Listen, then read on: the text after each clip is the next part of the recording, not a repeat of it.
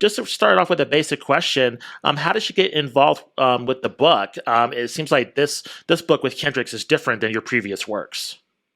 Yes, very different. I've never done. Actually, I'm not a sports writer at all. This is my first sports book. I kind of maybe like you guys. I'm a lifelong NBA fan and have always followed the game. I mean, I grew up as a huge Celtics fan in the '80s. Um, so of course I followed Perkins's career when he was a Celtic pretty closely as I was following those years. But really, I think it kind of stems back to childhood, where I was a huge sports book reader, like in my early years. From age, I don't know, 8 to 12, 13, 14.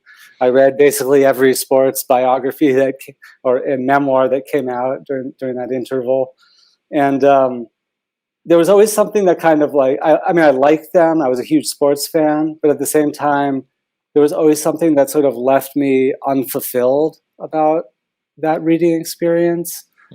And I always kind of had it in the back of my mind that I would like to try to do a sports book, but in a different way. And so that was just kind of like a kernel that I had for like decades. And I never really thought I would kind of pick up and develop.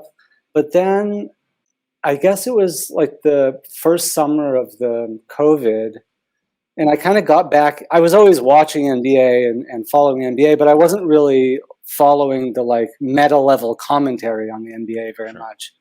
And then I started sort of following that, I guess, as I had a little bit more time or was in kind of isolation. And I really was struck by Perk's voice. He was pretty raw at that point, like just coming into the media, but he seemed to just sort of be breaking down the game and thinking about the game in ways that really appealed to me.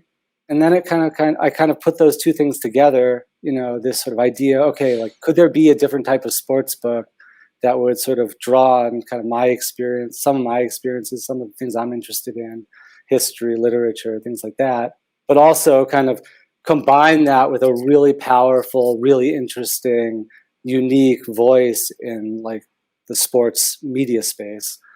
And so that was sort of the genesis of my initial thinking. Of course, then I had to go through many stages of discussion with Perk, obviously.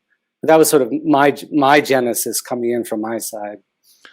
What was the creative process with Kendrick? He's a very opinionated guy, at least what we see of him on television. What did he display to you? Was it like a warming up process in terms of getting to know you, or was he willing to divulge just like his whole history for the book? What was kind of that give and take like in terms of the creative process? I guess I would like define it in two stages, maybe. The first stage was just figuring out what type of book we wanted to write that we both felt really strong about, that we both felt good about. And that was a series of sort of many conversations over some months.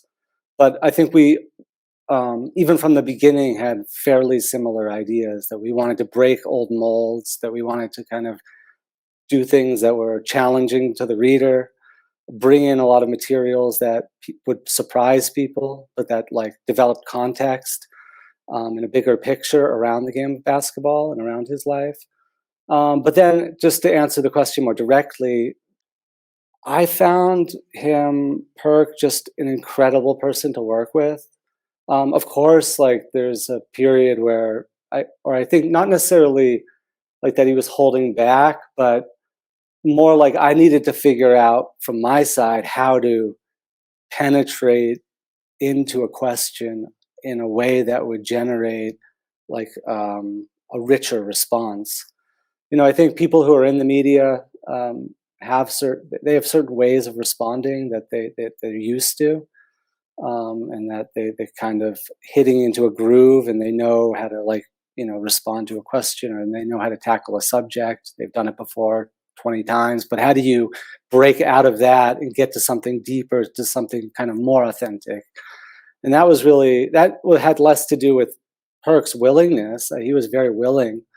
It had more to do with my developing skill on my side to figure out how to elicit that type of deeper response. And it often took like having an interview, having a conversation, processing that very intensely on my side, and then figuring out, okay, actually, the question I want to ask is something that I didn't even get to, and so to go back and be like, okay, sorry, how, and he was very patient, was willing to always go back and tackle, like, a follow up, or to kind of expand in ways that weren't maybe part of the initial plan. So I guess in a general sense, he was super open and really didn't put up any guardrails to where we could go.